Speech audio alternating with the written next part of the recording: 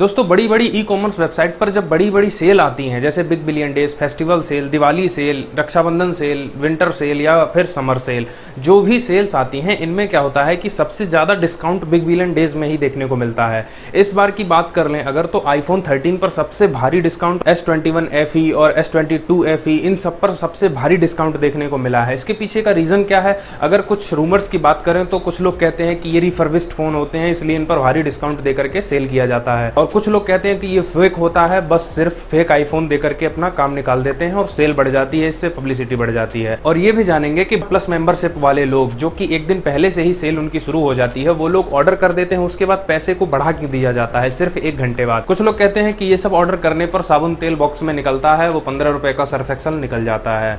तो क्या है इसके पीछे की सच्चाई? क्यों ये सेल्स इतनी भारी डिस्काउंट देती हैं बड़े बड़े महंगे महंगे फोन्स पर? इसका रीजन क्या है? कंपनीज घाटे में ही क्यों जाती हैं?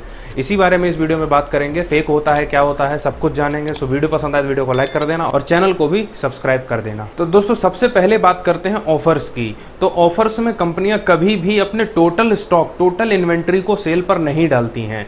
ये सेगमेंटाइज कर देती हैं कि अगर इनके पास स्टॉक 10,000 फोन्स का है, चाहे वो एंड्रॉयड का हो चाहे आईफोन, मैं एक एग्जांपल ले रहा हूँ, कोई भी अगर फोन्स की कंपनी है उसके पास अगर 10,000 फोन्स का स्टॉक है तो उसमें से टॉप 100 फोन्स को वो सबसे टॉप वाले ऑफर में रखेंगे। एग्जाम्पल के तौर पर आईफोन 13 ले लीजिए जो 50,000 रुपए में ऑफर में इस बार देखने को मिला है। तो टॉप कुछ फोन्स को इस ऑफर में रखा गया था जो सबसे लोएस्ट ऑफर था। उसके बाद इतने लोग पूरे इंडिया में बिग बिलियन डेज में अगर उस आईफोन 13 को लोगों ने ऑर्डर किया होगा और जैसे ही वो सेगमेंटाइज वाला सेक्शन खत्म हुआ होगा तुरंत उसकी प्राइस बढ़ा करके 54,000 रुपए, 53,000 रुपए या जितना भी उन्होंने किया होगा वो, और उसमें भी सेगमेंटाइज होगा कुछ फोन्स। मान लीजिए फॉर एग्जांपल 100 फोन इसमें थे 50 वाली कैटेगरी में, फिर उसके बाद 200 फोन कर दिया होगा 53 वाली कैटेगरी में, फिर उसके बाद ये भी स्टॉक मान लीजिए 200 खत्म हो गया तो उसके बाद फिर प्राइस बढ़ा करके 60 कर देंगे ये लोग, या फिर मान लीजिए 58 कर देंगे वो अलग वाले सेगमेंटाइज के लिए। तो ये बस सेगमेंटाइज करते हैं कि इतना फोन पहले निकालो जिससे हाइप बनेगी, फिर उसके बाद प्राइस बढ़ाएंगे, फिर इस पर आएंगे लोग, फिर उसके बाद कस्टमर इस पे आएंगे।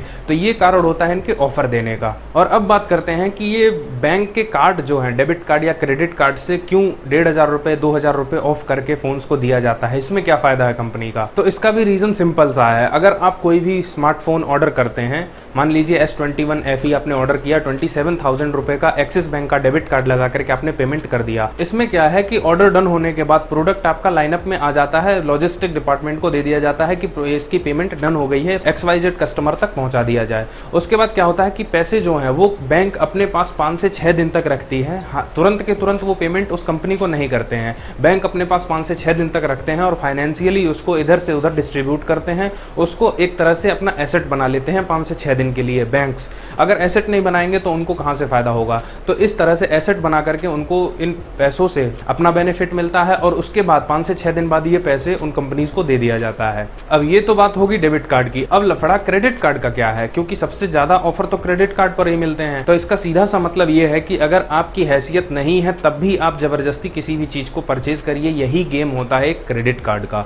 बैंक्स ज्यादा से ज्यादा क्रेडिट कार्ड बेचना चाहते हैं, इसलिए ज्यादा से ज्यादा फ्लिपकार्ट पर उसकी डीलरशिप करके उसके ऑफर बड़े बड़े दिखाए जाते हैं। XYZ बैंक का 20%, XYZ बैंक का 10%।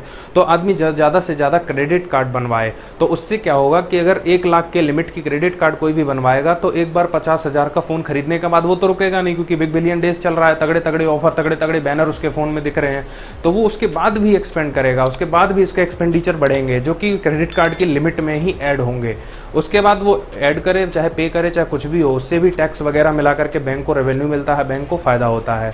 तो ये गेम प्लान होता है क्रेडिट कार्ड का, इसलिए क्रेडिट कार्ड पर सबसे ज्यादा ऑफर देखने को मिलते हैं। अब एक रीजन जान लेते हैं जो कि कंपनी से खुद प्राइस ड्रॉप किया जाता है, जैसे कि मान लीजिए सैमसंग ने खुद प्राइस ड्रॉप किया इस लाइनअप का, या फिर एप्पल ने अपने लाइनअप का ड्रॉप किया। वो रीजन ये होता है कि जब भी कंपनीज अपना नया कोई मॉडल मार्केट में लॉन्च करती हैं तो वो चाहती हैं कि पुराने जितने मॉडल चल रहे हैं, जैसे कि आईफोन का 14 लाइनअप लॉन्च हुआ है, तो वो चाहते हैं कि X वाला लाइनअप, 11 वाला लाइनअप या 12 वाला मिनी का लाइनअप वो जल्दी से जल्दी मार्केट से निकाल दिया जाए।